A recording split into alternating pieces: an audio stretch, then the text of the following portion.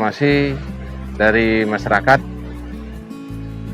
sering terjadinya trek-trekan wilayah kami, wilayah Ubud.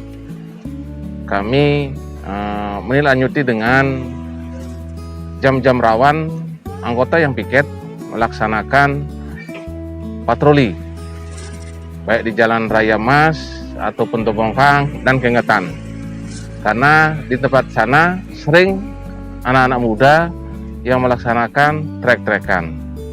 Kalau anggota kami melaksanakan patroli ke Kengetan, anak-anak melaksanakan trek-trekan di Mas. Kalau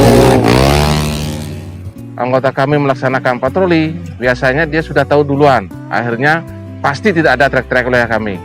Dan kemarin tanggal 14 Oktober akhirnya disanggong dengan anggota opsional, kami dapat mengamankan anak-anak trek-trekan dan akhirnya kami amankan ke Mako Polsek Ubud.